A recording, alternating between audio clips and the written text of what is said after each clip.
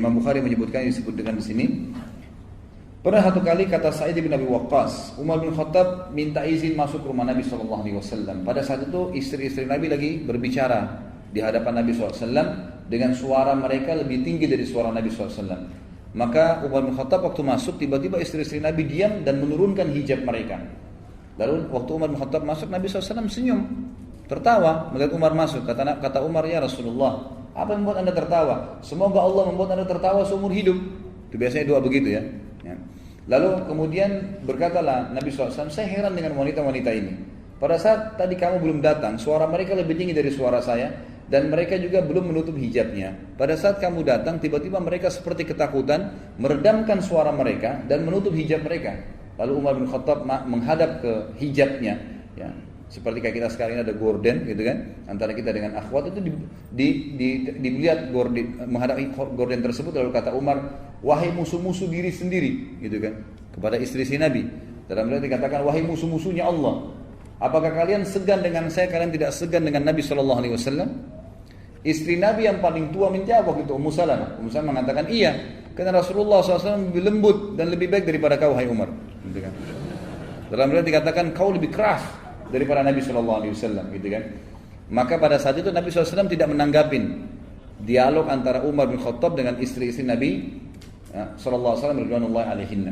Jadi waktu itu yang diperhatikan oleh Nabi SAW adalah penyampaian wahyu yang lain. Kata Nabi SAW, wahai Ibnu Khattab, anak-anak Khattab, wahai Umar bin Khattab, demi zat yang ubun-ubunku dalam genggamannya, kalau seandainya kau lewat di sebuah lembah dan syaitan lihat kau lewat di lembah itu, maka dia akan cari lembah yang lain. Artinya karena tegasnya dalam masalah keputusan agama, gitu kan. Jadi halal haram, yang dilarang, gitu kan. Sampai istri-istri Nabi pun kalau salah ditegur oleh Umar bin Khattab. Tidak ada toleransi bagi dia, semuanya diluruskan kalau memang salah. Dalam riwayat lain disebutkan, riwayat ini riwayat Tirmidzi, dikatakan kata Nabi SAW, inni la anzuru ila syayatinil insi wal jinni kad farru min Umar. Bukan depannya Umar ya, tapi Nabi SAW bilang di depan Aisyah, wahai Aisyah, saya melihat syaitan dari jenis jin dan manusia semuanya lari dari Umar, semuanya takut, gitu kan? Dari Umar radhiyallahu anhu, karena luar biasanya beliau dari sisi kedekatannya dengan Allah Subhanahu Wa Taala. Kemudian Umar bin Khattab juga ya selalu mengikat dirinya dengan wahyu dan selalu melibatkan Allah dalam kehidupannya. Ada hal yang menarik di sini. Di sini tuh saya penulis kecerdikan Al-Faruq dalam perang Tabuk. Perang Tabuk ini perang yang sangat jauh dari Madinah, Bapak Ibu sekalian. Jadi antara Madinah sama Tabuk ini jaraknya kurang lebih itu 1000 km.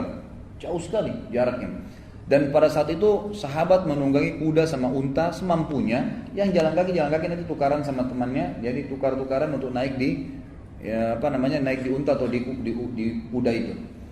Di tengah jalan ternyata para sahabat kehabisan bekal dan mereka berkata, ya Rasulullah, kami kehabisan bekal makanan. Bisakah izinkanlah kami untuk menyembelih unta-unta kami.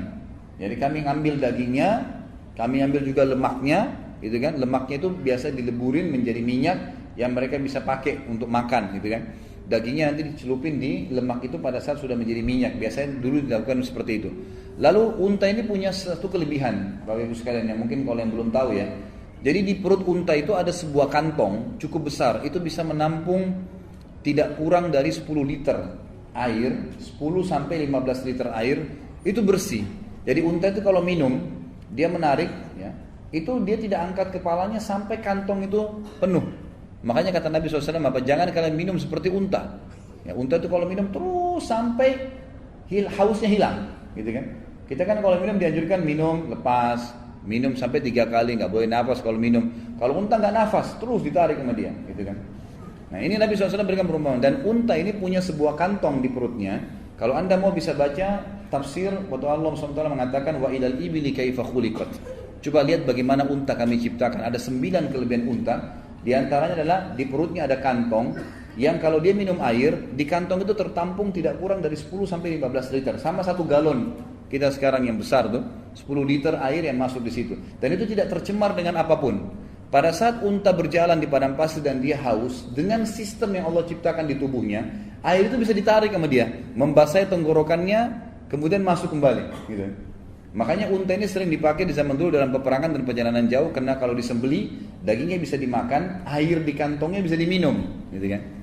Sahabat-sahabat mengatakan, ya Rasulullah, izinkan kami sembelih unta-unta kami jadikan sebagai bekal, airnya kami minum, lemaknya kami jadikan minyak, gitu kan. Lalu Nabi SAW mengatakan, lakukanlah. Umar bin Khattab waktu itu hadir di situ. Umar mengatakan, sebentar ya Rasulullah, mohon maaf, saya ingin sampaikan sesuatu. Ya Rasulullah, daripada Anda menyuruh mereka menyembelih unta-unta mereka, dan kita hanya kehilangan tunggangan, sementara Tabuk ini jauh, dan kalau kita berjalan kaki pasti lebih letih. Kalau pakai unta atau kendaraan, tunggangan, ada kuda atau unta, maka kalau untanya letih, orangnya tinggal turun, tetap bisa diajak jalan. Berarti bisa hemat waktu. Kalau orang jalan kaki capek, dia istirahat, maka berhenti perjalanan, gitu kan. Maka kata Umar bin Khattab, saran saya Rasulullah, kumpulkan semua bekal-bekal. Semua bekal-bekal sahabat ini, kumpulkan bekal-bekal kami, lalu berdoalah kepada Allah agar Allah Subhanahu wa taala memberkahi bekal ini. Maka Nabi SAW pun setuju dengan pendapat Umar, lalu mengatakan, setelah menebarkan kain, Nabi SAW mengatakan, kumpulkan semua bekal kalian. Lalu dikumpulkan, lalu Nabi SAW mendoakan bekal-bekal mereka. Memang itu dikumpulin, sedikit sekali bekalnya, gitu kan? Sedikit sekali.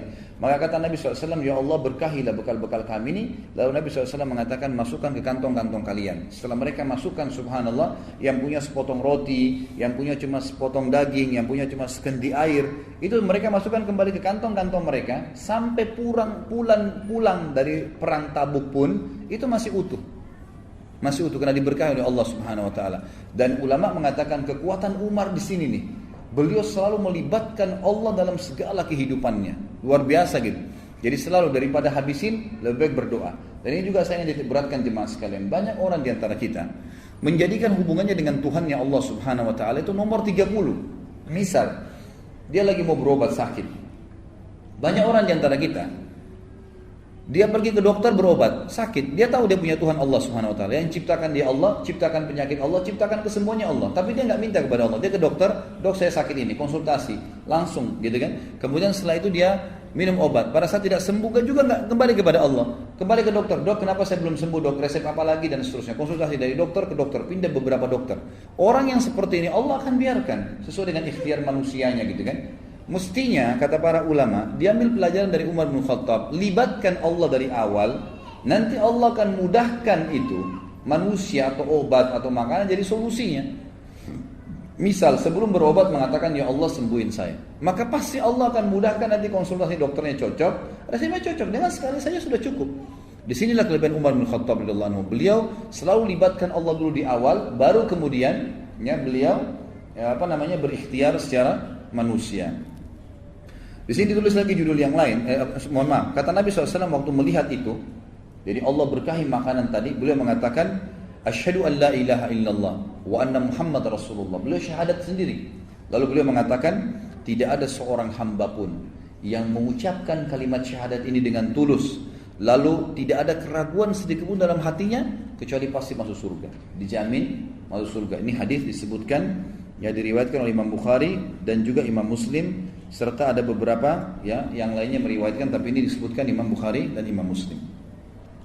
Umar bin Khattab memiliki kepribadian yang sangat kokoh dan juga ya kesegangan orang-orang pada beliau. Jadi saking kuatnya pribadi beliau, gitu kan. Beliau kalau bicara itu pasti yang bermanfaat. Beliau kalau menegur pasti memang karena kesalahan. Beliau kalau mendukung pasti karena kebenaran. Beliau kalau membantu memang kalau betul orang itu perlu dibantu, gitu. Jadi beliau betul-betul tepat ya, dan itu semua wahyu dari patokannya, tidak pernah yang lain. Beliau pernah saking pribadinya sangat kuat gitu, sampai orang banyak segan dengan beliau. Ibnu Abbas pernah berkata, dan ini dinukil juga dalam riwayat-riwayat yang sahih, di antaranya riwayat Imam Bukhari. Disebutkan bahwasanya beliau Ibnu Abbas ini adalah dikenal dengan ulamanya sahabat, karena Nabi SAW pernah mendoakan Ibnu Abbas gitu kan, mengatakan hibr hadil ummah, maksudnya lautannya umat ini. Mau tanya apapun Ibnu Abbas tahu. Tapi Ibnu Abbas ini bilang, pernah saya punya semua permasalahan, saya tidak tahu, belum tahu pasti. Dan waktu itu Umar jadi khalifah, ingin bertanya sama Umar tapi segan. Sampai satu waktu saya dalam perjalanan bersama Umar lalu berkata, wahai Amirul Mukminin, saya ingin bertanya sesuatu tapi saya segan dengan Anda. Bisakah saya bertanya? Kata Umar, silahkan. Gitu kan? Kata Ibnu Abbas, siapakah dua istri Nabi yang